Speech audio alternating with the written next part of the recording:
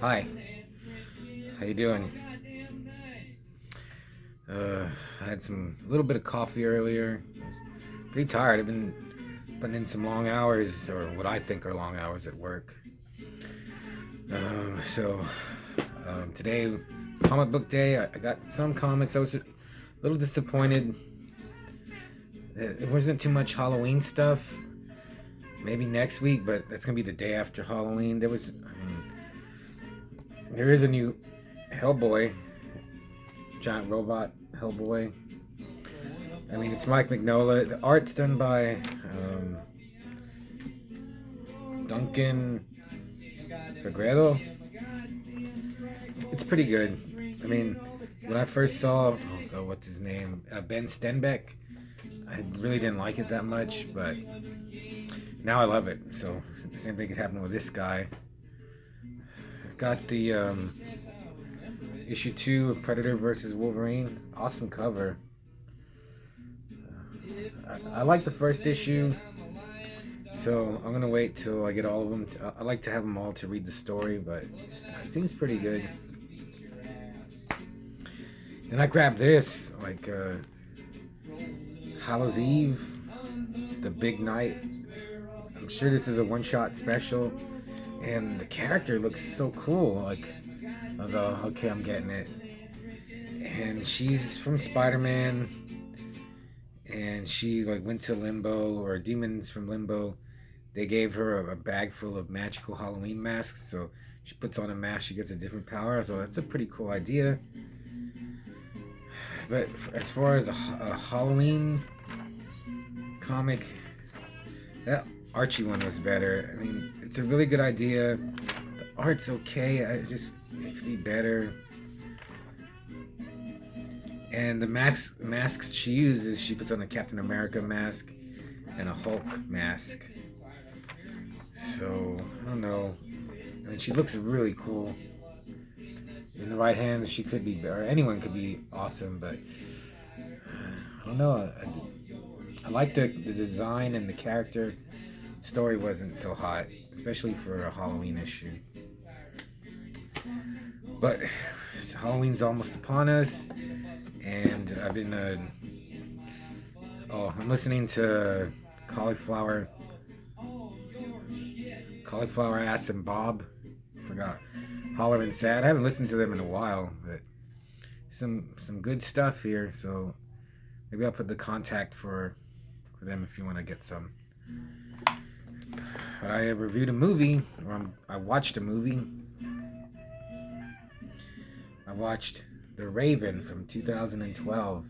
Got this at Dollar Tree. Never seen it, and I just remember it getting bad reviews. But now that this is from 2012, I remember when it came out.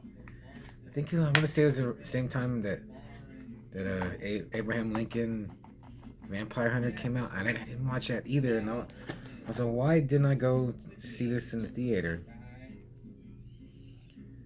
I think I just saw it and I was like, oh, it looks lame. This looks like a horror, but more like an action movie. And I think I heard some bad reviews, and I watched it and I thought it was great. I really liked it. I didn't know it's directed by James McTeague, the director of V for Vendetta. John Cusack. I don't know how accurate his portrayal of Edgar Allan Poe is. He yells a lot and raves.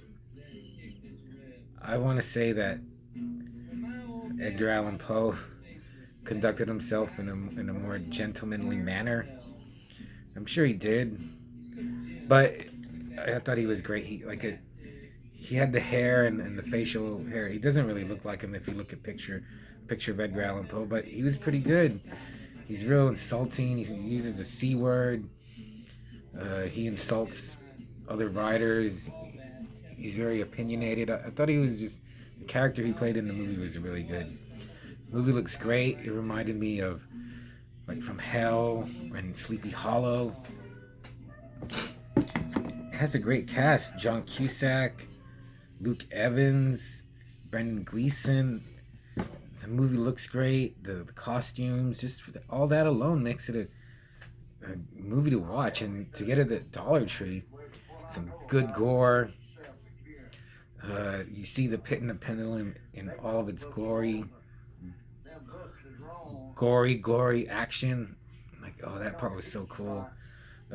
Edgar Allan Poe has a pet raccoon. I can't remember its name, but that was like before maybe raccoons were getting popular. You always see ravens flying around, and as I was watching this, I wonder what Mario Bava would think of this if he was able to see it, or Argento or Fulci. I was like, would they like this? It's just so dark, but the, the way they use color is great. Um, I really enjoyed it. I think I enjoyed it maybe just a smidge more than I did Exorcist the beginning. And I was like, okay. I found another one. I would watch this again. Um, Edgar Allan Poe. They say he was an alcoholic. I looked him up. It said that he would get drunk off like one drink. He had some kind of condition that where he got easily intoxicated. I like to think of him as like boozing it up and always drinking. He doesn't do too much drinking in here though. My only complaint is that when the villain is revealed, I thought he was kind of lame. I was like, this guy. I was like, okay. There's some parts where you see him, and he looks like a villain. Like he's got a cape and whoa, he's got a cape and like a hat. And you can't see his face, and he does. There's one brutal throat slashing that was pretty gruesome.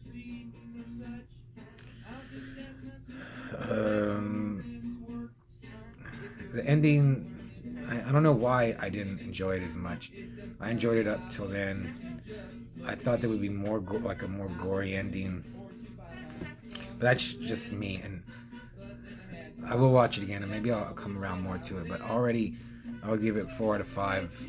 Manos Hands of Fate. It's a horror movie. It's set like yeah, and I kept thinking it's set. I think it's set in Baltimore, Maryland. And I mean, well, it doesn't say anything back here, but like it just seems like England. But the times back then, that's what a new city in America would have looked like, or I don't know how new Baltimore was back then. And it just makes me think of John Waters. This is where John Waters grew up. Edgar Allan Poe, and like haunted that area. It's really cool. And I know he was like hung out in well, he moved all around. I think, and he lived in Philadelphia, Pennsylvania too. And that made me think of my friends Keith, who does Eternal Darkness, and Gary, who live in Pennsylvania. Pennsylvania has such a rich history, man. What else?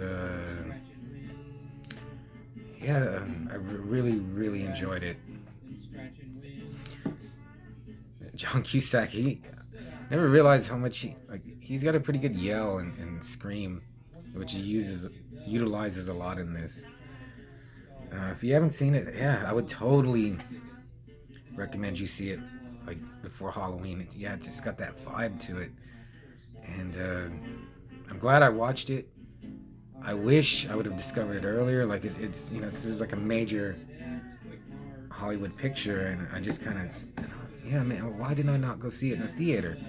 But then there's a lot of movies I miss. I don't know why. Like I didn't go see The Nun 2.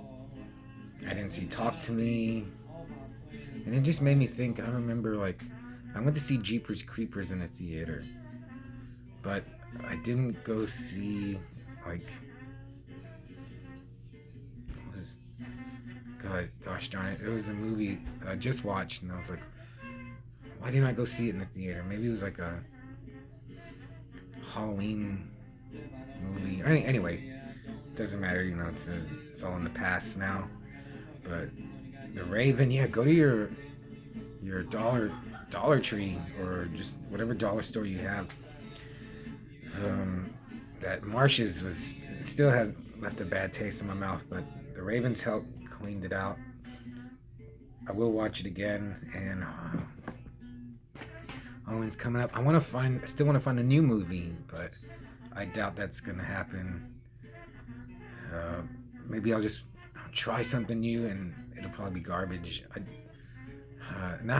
Yeah. Now also, I guess I've been watching reviews, and other reviewers, they just rag on stuff. It just seems like it's popular to just give bad reviews and just say you hate something just because. I don't. And like, well, I just said, like, if I pick something new, it's probably gonna be garbage. But yeah, that's like a bad attitude to have. You shouldn't, like, go in with good expectations. And, like, if you're a horror fan, you want to find new stuff, but it's just so hard. I guess maybe that's an aspect of it. But I'm confident in suggesting and endorsing The Raven. I hope you check it out. Luke Evans, man, I really like him. He was great in No One Lives, and even the Dracula Untold. I thought that was really good. But that's about it. I don't know. I'm gonna try to start something tonight, or I'll just probably review some comics. I've been reading something. Like, the villain is really good. He's better than any villain I've seen in any movies, except, well, the Raven. The villain was good until I saw what he looked like. Anyway, okay, that's it. I'll see you later.